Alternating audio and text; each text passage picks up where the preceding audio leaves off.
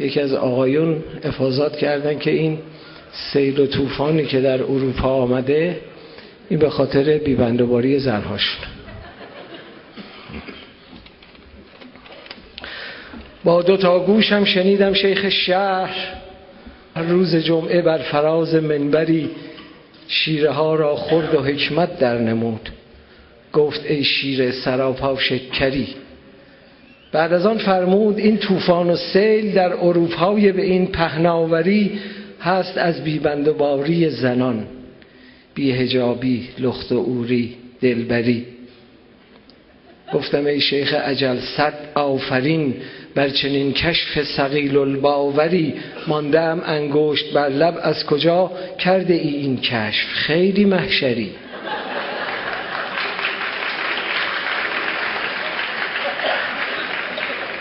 این چنین کشف هواپولتیک را ثبت باید کرد، ثبت محضری.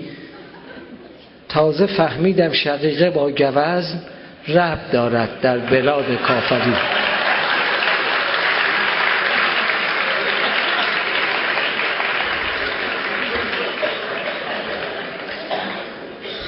تخم کفتر خورده ای ناقلا که این چنین افکار را می پروری. من گمانم وحی بر تو می شود. مرگ من جون قلی پیغمبری. پس اگر نه این همه اسرار را از کجای خیش در می آوری؟ من شنیده بودم این حرف ظریف، هر کجا جنگ است در هر کشوری پای یک زن در میان باشد ولی نه امور جوی و بالاسری. این اگر می باشد استدلال تو بهتر از هر کس خودت مستحضری. خشکسالی در بلاد مسلمین از گناه چادر است و روسری.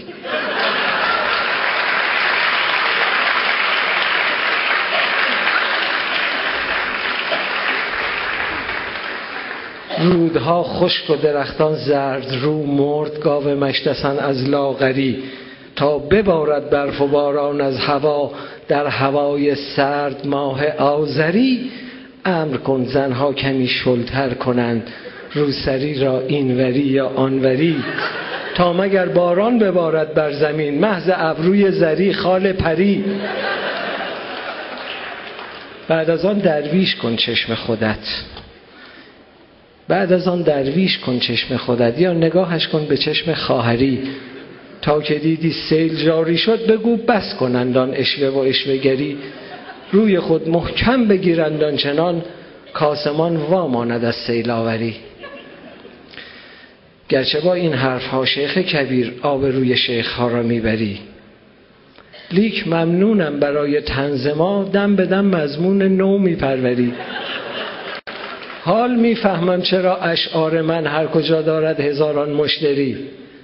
شیخ اگر کفر است آنچه گفته‌ام کفر ماها را تو در می آوری.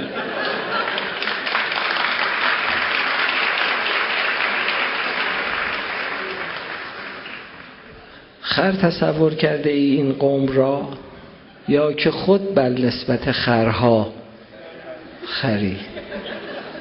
گر شود سوراخ سقف آسمان این چنین باید بگیری پنچری. بنده میپنداشتم حالو منم، تو که از هر حالوی حالوتری.